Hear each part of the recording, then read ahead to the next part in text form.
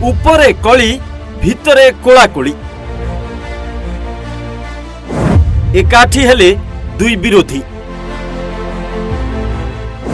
भूलीगले गत दिनर कामुड़ा कामुड़ी चुलिकी गला नीति और आदर्श राजनीति शत्रु मित्र और मित्र शत्रु हेबा केवल एक बहाना केतेबेले कली हेब तो आउ केतेबेले कोलाकोली बेले बेले पॉलिटिक्स रे घटे अविश्वसनीय घटना जहाँ बे सामना को आसी दुई विरोधी दल एबे हाथ मिलाई एही मेंट पुणी बीजेपी और कांग्रेस मध्य देश रे दुई राजनैतिक दल मध्य छका पंजा कथा को लोके ठीक जानी दुई दल नेता मध्य पल्ली दिल्ली पर्यंत हुए लड़े नीति आदर्शर कथा कही उभय पार्टी परस्पर को कड़ा टार्गेट करती हेले एबे हाथ मिलाई कहुई पारे चौकी निशारे किछि भी संभव राजनीतिर घटना गुड़ी को आकलन करने कष्टकर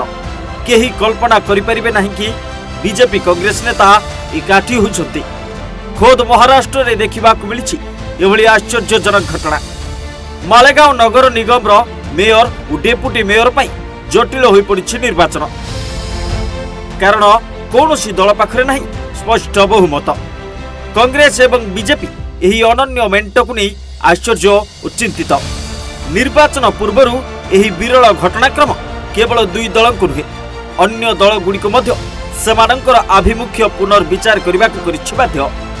एही दुई जातीय दलर काउंसिलर माने गठन करिसंती एक नुआ मोर्चा जहां आशा करा जाउ नथिले भी घटिछि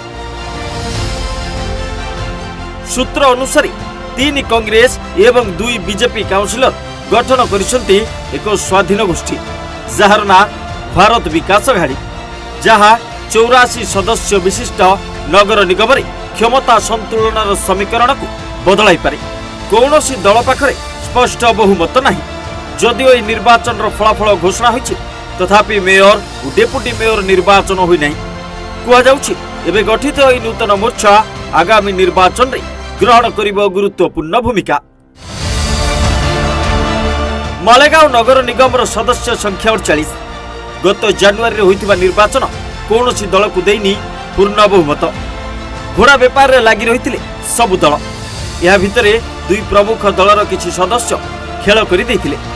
35 आसन सह निगम रे सबुठु बड़ दल भाबे उभा होइछि इस्लाम पार्टी एआईएमआईएम 21 सिंधेको शिवसेना 18 समाजवादी पार्टी 5 कांग्रेस 3 एवं बीजेपी 2टी सीट हाथी